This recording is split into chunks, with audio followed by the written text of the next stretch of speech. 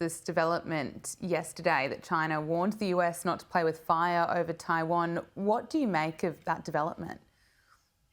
Well, every country has a red line, okay? If the Russians started threatening America in Niagara, or the Chinese were threatening America in El Paso, Texas, we'd be at war on Monday morning, I can assure you.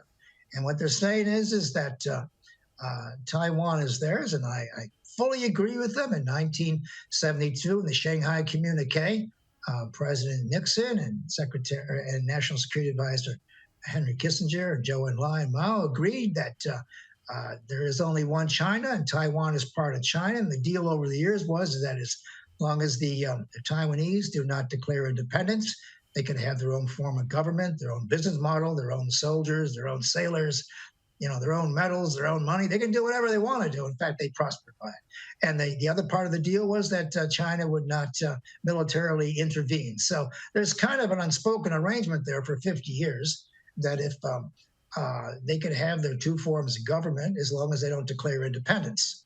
Now, the idea that people are prodding them, and there are people in Washington and Beijing who, frankly, Gabriella, are spoiling for a fight. They'd like to fight about this. These are particularly younger people in their 30s and 40s who have no sense of the Cold War and who think they could bully each other, both in Washington, and which Washington, by the way, is anti-Chinese and anti-Russian, but not the heartland of America. The heartland of America is not going to war over Taipei. It's not going to go to war over Ukraine, but there are congressmen and senators who think this is a very good idea. And of course, this is, I'm just reliving my Vietnam years here when I saw a whole lot of stupid people get a lot of people killed, and at the end of the day, for nothing. Okay. And so we're going to have to find people here who remember what happened in 1972. President Nixon took that issue off the table. And I'll tell you another little secret. This is a dirty little secret, Gabriella. We can't win a war with China unless we go nuclear, because they'll beat us very badly. They'll sink the American Pacific Fleet and their Australian tending ships in the Taiwan Strait. We're overwhelmed there by anti-ship and missiles and assets on the mainland. We can't resupply the area. We can't win.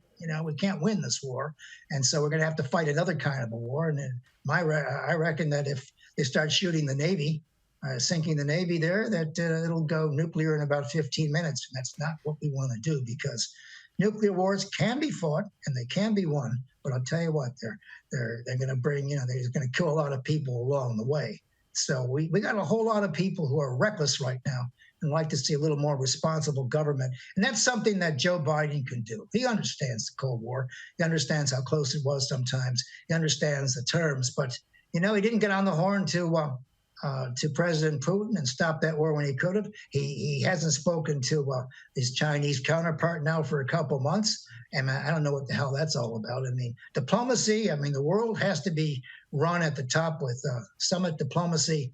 And maybe Biden's not the guy. I'm not saying that former President Trump is the guy either. Maybe we're looking for somebody else in the wings, but we're lacking leadership in the United States, and the rest of the world is having a real think about how reliable the U.S. and, of course, the Russians and the Chinese are thinking, and the Iranians and North Koreans, about how far they can go while Americans are asleep.